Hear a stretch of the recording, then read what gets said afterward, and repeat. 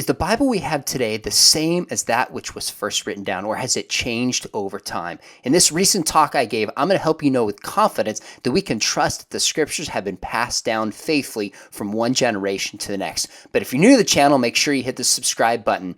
Enjoy the talk. That brings us to our second question. Okay, so they reported what they thought was truth. How do we know it's been copied faithfully? Not long ago, I live in Orange County, so I was landing at John Wayne Airport. And as I was pulling my bag down, I looked ahead about maybe 8 or 10 rows. I saw one of my good friends on the same flight, and I didn't realize this. So I was going to yell, "Hey, wait for me," afterwards. I thought it's probably never a good idea to yell anything on a plane. So I pulled out my phone. I texted him. I said, "Hey, punk, turn around. I'm right behind you." And I sent it to my mom, who is home alone at night reading.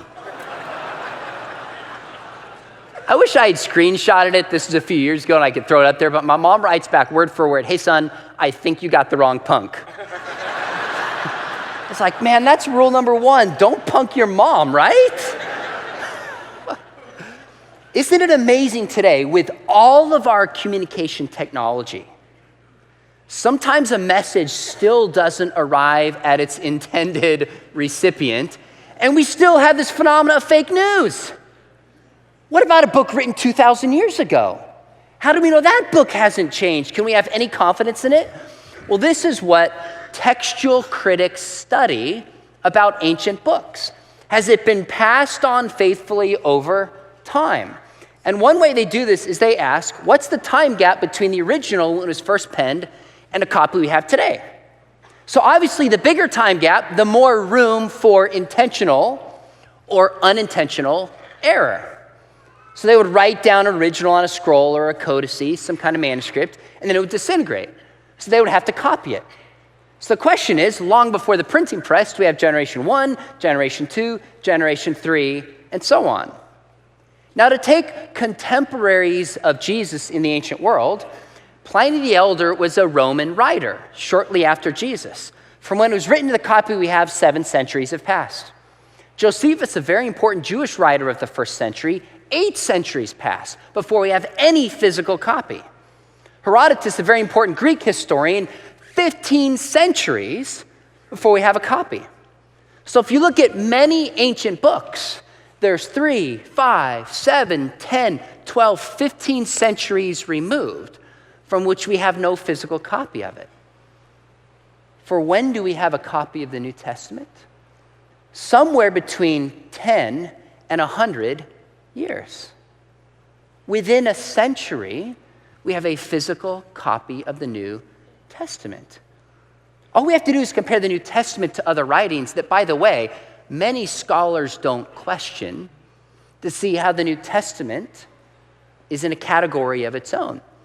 There's a portion called the John Rylands Papyri of a portion of chapter 18 about the size of a credit card front and back, dated to somewhere between 100 and 200 AD. That's just the most precise fairly we can date it.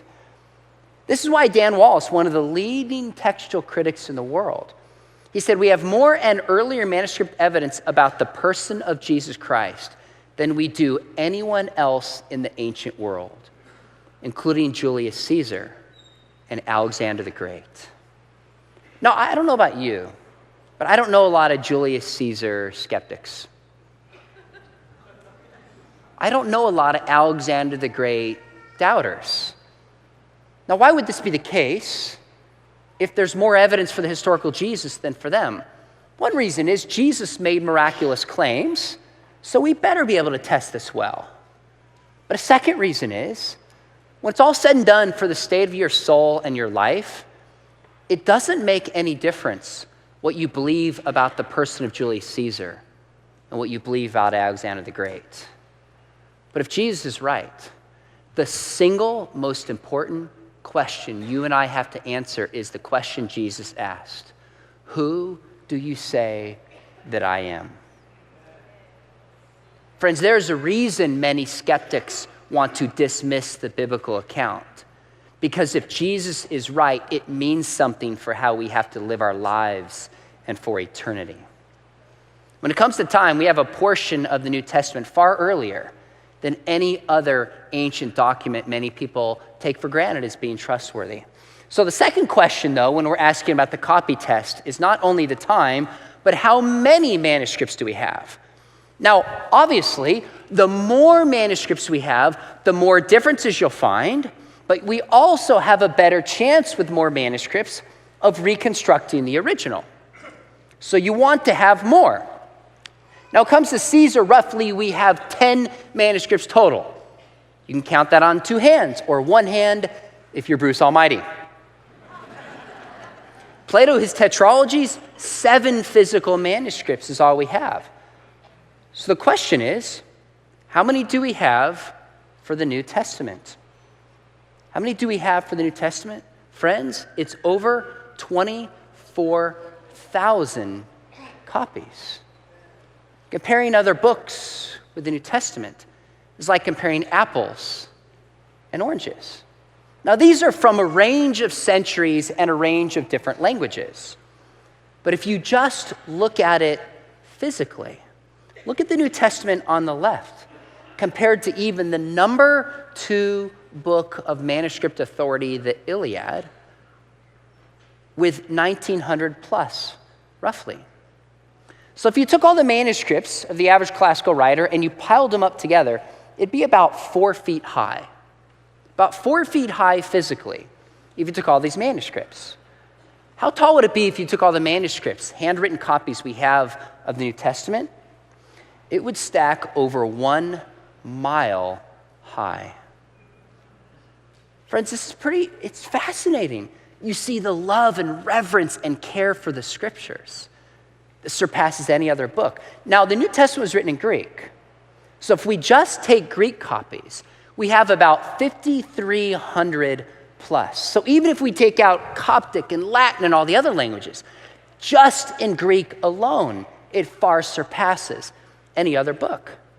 Now, you might recall my opening story, where when I was role-playing with those students waiting for my new smartphone, I said there's between 300,000 and 400,000 differences across these manuscripts.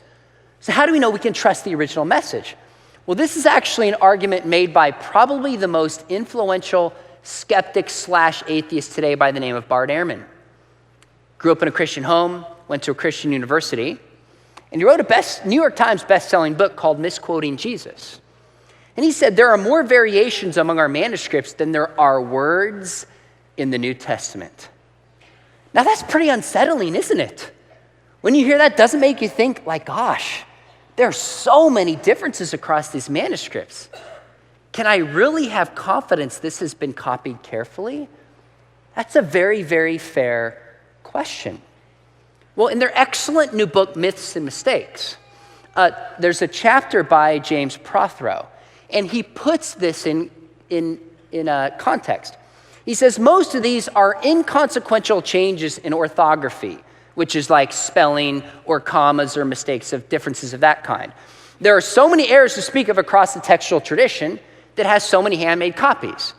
In other words, we would expect so many differences because we have so many tens of thousands of copies, all handwritten. This is what we would expect. So roughly, when you look at all just the Greek manuscripts we have, there's about 500,000 non-spelling variants, non-spelling differences. Now again, if I just leave you right here, you'd be thinking, gosh, can we have the confidence that I thought we could have in the scriptures? Well, let me put this in context for you. So here's one kind of variance. If you've ever carefully read the Gospel of Mark, you know that the theme of the Gospel of Mark is that Jesus is the Messiah, the Son of God. That's why the book climaxes towards the end of Mark when the Roman centurion says, surely you are the Son of God. That's what Mark is about. But if you open up to the first verse, there's debate about whether those words, the Son of God, are in the original or not.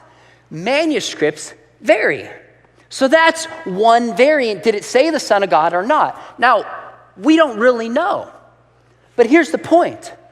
We're not sure if the words, the Son of God, are in the original Mark 1, but we are sure that that's the theme of exactly what Mark teaches. So we don't know if Mark wrote it, or later somebody says, you know what, this is the theme of the book, so I'm just going to add 4 words in here to clarify. We don't know for sure. But can you see how nothing significant is at bay, so to speak, because of this variant across the manuscripts? I'll give you another example. In 1 John 5:7, scholars are divided whether this verse, the way it's stated, should be in the text or not. Now why? If you read it, it's a very obvious support for a doctrine. He says, there are 3 that bear record in heaven, the Father, the Word, and the Holy Spirit. And these 3 are one. Now you know why that's arguably a powerful verse? Because in that verse, it seems to be one verse that supports the Trinity. Now listen very carefully. What is not in question is whether or not the New Testament teaches that God is triune. What is in question is whether or not this particular verse, worded the way it is exactly what John wrote in 1 John. You see the difference? Very, very significant. So the only disputed New Testament passages, more than 2 verses in length, are the ending of Mark, the last 12 verses, and John 7:53 through 8:11. These are the only 2 passages. So the last 12 verses in Mark, and the story in John 7 is the story of Jesus finding the woman caught in adultery. And he says, he without sin cast the first stone. Our earliest manuscripts differ over whether that was in the Gospel of John or not. We don't know. Now, by the way, I shouldn't be telling you anything new if you've used your Bible and looked at the footnotes carefully. This is not a secret. Now, Bart Ehrman says, oh my goodness, we don't know John 7, we don't know the end of Mark, we can't trust the New Testament. I say we don't know John 7:53 through 8:11. We're not sure. We're not sure about the end of Mark. What follows is we're not sure about John 7:53 through 8:11, and we're not sure about the end of Mark. That's it. That's it, friends. This is why Craig Blomberg, one of the leading New Testament scholars today, he says, no orthodox doctrine or ethical practice of Christianity depends solely on any disputed wording. There are always undisputed passages that one can consult that teach the same truths. And that's why a classical scholar, by the way, George Pasquale, says no other Greek text is handled so richly and so credibly as the New Testament. It's in a category of its own.